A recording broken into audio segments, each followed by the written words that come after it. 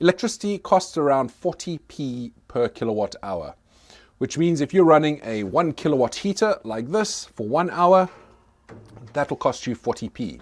If you run it for 24 hours, that's going to cost you £9.60. And that quickly adds up over time. So I had to come up with an alternative. The alternative is a diesel heater. And here it is. I actually bought two of them. You get a few different designs of these things. They generally are in the 5 kilowatt hour range. The benefit with these things is you can use other fuels as well. Now, diesel at the moment costs about £1.70 for a litre of diesel, and I'll be using something else. I'll be using kerosene. Our house is heated with oil, which is actually kerosene 28. So here's the fuel tank for this diesel heater. I think it's a 10 litre fuel tank. There's the heater itself. Now, my first concern when I started reading about this was fumes, and that was put to rest. There's a fantastic channel. I will link to it in the description, where this guy does so many tests with these sort of things, and it's actually a fairly clean burning system. Many people use them inside van conversions, that sort of thing. So I thought, why not give it a try? Not only here in my grow shed, where I'm starting seeds, but also inside my greenhouse.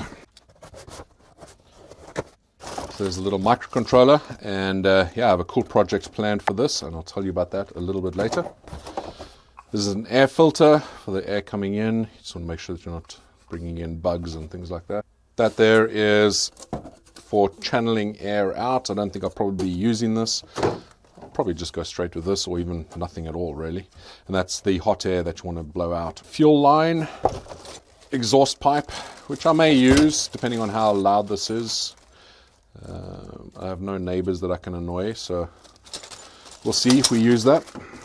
I don't know if it increases efficiency or not. There's a wiring loom. That there is air intake, and that there's the exhaust pipe. Here's the fuel pump. I potentially could have a problem with using kerosene because it doesn't have the lubricity that diesel fuel has. So I'm going to be adding a little bit of an additive to hopefully fix that, but when these cost only a few pound, then I'm not too worried. If you don't know what a diesel heater is, the air is going to be flying in through here. There's a little fan, sucks in air and blows that air out the end over here. I think I can remove this. There you go. So here you can see there are a lot of fins here. There's aluminium. What happens is the diesel heater, it's going to suck fuel in underneath here, and that's going to drip slowly inside here. There's a glow plug over here which basically heats up, and this requires external voltage, and I'll talk about a solution for that in just a sec. It gets to a critical temperature which then ignites the diesel or fuel or whatever oil you're going to be using in here. Once this gets up to temperature, that diesel glow plug over there can switch off, no longer needs any power, and this will just keep itself running. It basically just keeps dripping. This little pump over here, this little pump is what drips the fuel through, and it's basically cycles. You'll hear it once it's all connected up. It ticks over every few seconds, and it just drops a drop of fuel, and it keeps it burning. You won't believe how hot this thing gets with such a small amount of fuel. It is really efficient. To just clear your mind a bit, because this is a concern I originally had, because I was assuming that the hot air that was coming out was similar to how an exhaust pipe works. You're going to have hot air coming out. That's not how this works. This air that's coming out this end here that is sucked in through there, it never touches the fuel. Down here, I don't know which one's which. One of these is an air intake. The other one is the air exhaust, or the fuel, well, the exhaust for the burning that's going to happen in here. I did want to say one more thing. This uses 12 volts because, like I said, this is actually meant for things like camper vans and RVs, things like that, to keep them warm.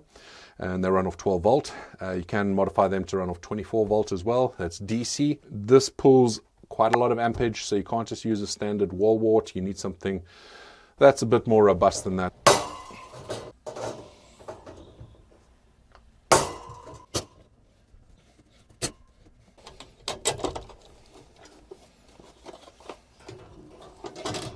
I'll be using this connected through the wood over here. This is basically I think it's a marine exhaust. I'll leave link to these parts down in the description.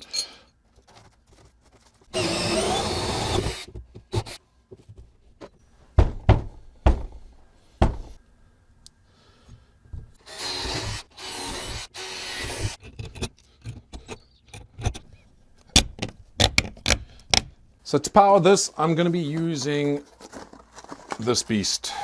It's an AC adapter that can handle, I think it is, 33 amps.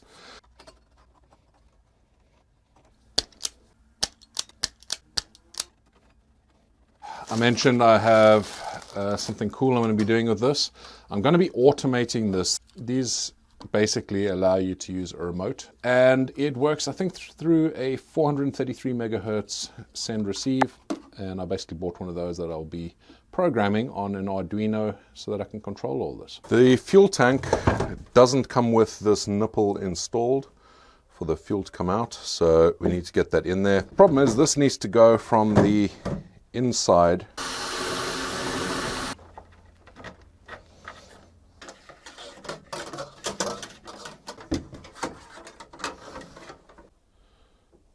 Put a little bit of a hook in there.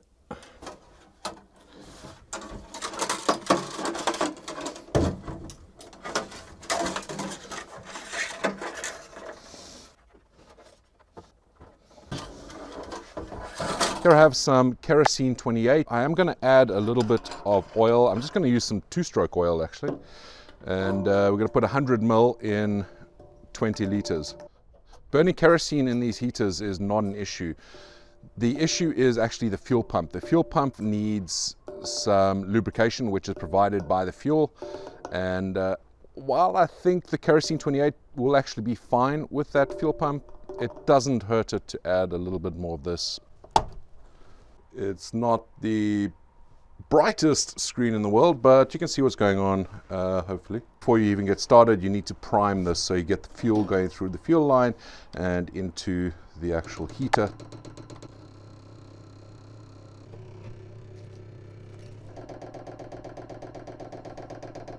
Okay, the fuel is now all the way through and up to the diesel heater, so we're just going to power it on. And I think that's just by powering this on. Yep, there we go. So what's happened now is the fan has kicked in, started blowing, and this here is going to be powering the glow plug that's in there, which is going to be heating up. Once the fuel starts dripping on it and it bursts into flames, then this thing's going to kick off. This monitors the temperature inside there.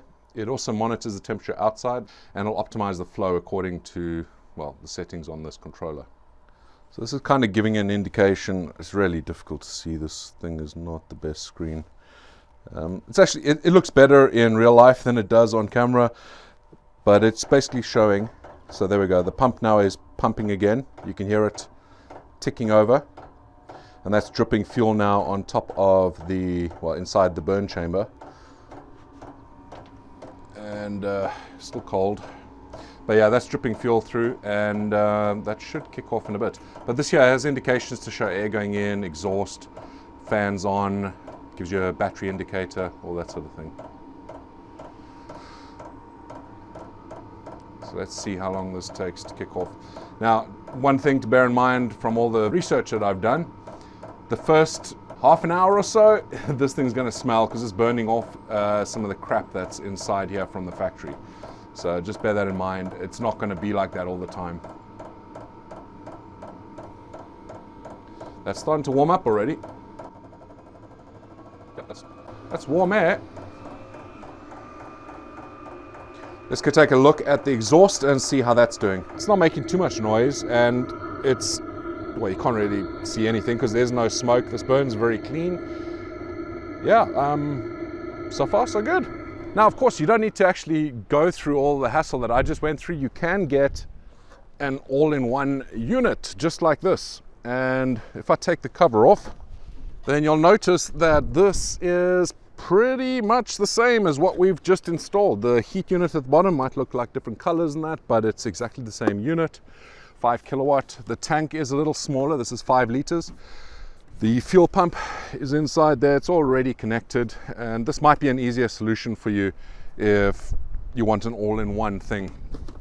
You do get some parts, of course, to help with this sort of thing, the exhaust and the air intake.